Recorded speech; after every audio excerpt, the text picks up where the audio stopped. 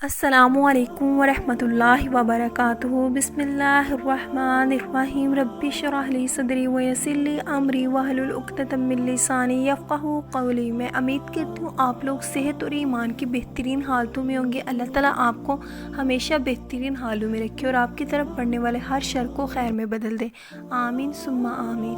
آج کا ہمارا موضوع امامت کے دیگر مسائل۔ سیدہ عائشہ رضی اللہ عنہا سے روایت ہے کہ رسول اللہ صلی اللہ علیہ وآلہ وسلم نے فرمایا، میں نے اپنے اعتکاف والے حجرے میں نماز پڑھی اور لوگوں نے حجرے سے باہر آپ کی اقتداء میں نماز ادا کی۔ معلوم ہوا کہ امام اور مقتدیوں کے درمیان اگر کوئی دیوار وغیرہ حائل ہو تو نماز ہو جائے گی۔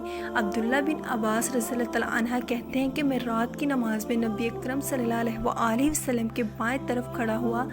آپ نے میرا ہاتھ میں اپنی پیٹھ کے پیچھے سے پکڑا اور مجھے اپنی دائیں طرف کر دیا۔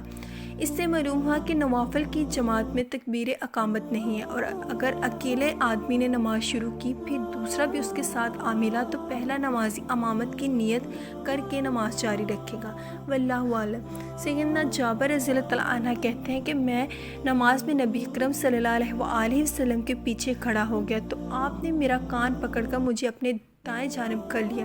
یہ ایک سفر کا واقعہ ہے۔ اس میں رسول اللہ صلی اللہ علیہ وآلہ وسلم نے ایک ہی چادر میں نماز پڑھی۔ اس میں ان لوگوں کی تردید ہے جو انتہائی غیر ذمہ داری سے یہ کہہ دیتے ہیں کہ نبی اکرم صلی اللہ علیہ وآلہ وسلم نے کبھی ننگے سر نماز نہیں پڑھی۔ اگر مقتدی ایک ہو تو وہ امام کے دائیں طرف اور اس کے برابر کھڑا ہوگا۔ سیدنا بلال رضی اللہ عنہ رسول اللہ صلی اللہ علیہ وآلہ وسلم کو دیکھ کر تکبیر کہتے اور آپ کے مسلے پر کھڑے ہونے سے پہلے تکبیر کہی جاتی اور لوگ صف بندی کر لیتے تھے۔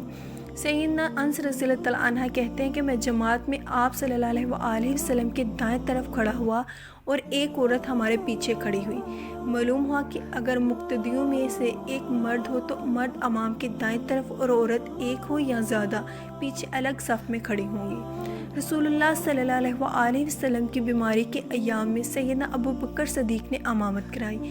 ایک دن آپ نے تکلیف میں تخفیف پائی تو آپ دو صحابہ کرام رضی اللہ عنہ کے کندھوں پر ہاتھ ٹیکتے ہوئے مسجد میں داخل ہوئے۔ جب سیدنا ابو بکر صدیق نے آپ کی آمد محسوس کی تو پیچھے ہٹنا چاہا۔ آپ نے اشارہ کیا کہ پیچھے نہ ہٹو۔ آپ نے سیدنا ابو بکر صدیق کی بائیں طرف بیٹھ کر نماز ادا کی۔ سیدنا ابو بکر صدیق کھڑے تھے۔ سیدنا ابو بکر صدیق نے رسول اللہ صلی اللہ علیہ وآلہ وسلم کی اقتداء کرتے اور لوگ سیدنا ابو بکر صدیق کی اقتداء کرتے۔ یہ ظہر کی نماز تھی۔ سیدنا معاذ رضی اللہ عنہ رسول اللہ صلی اللہ علیہ وآلہ وسلم کے ساتھ نماز پڑھتے، پھر اپنی قوم کے پاس آتے اور انہیں نماز پڑھاتے۔ یہ نماز سیدنا معاذ کے لیے نفل اور مقتدیوں کے لیے فرض بن جاتی تھی۔ اس سے معلوم ہوا کہ نماز میں امام اور مقتدی کی نیت کا مختلف ہونا جائز ہے۔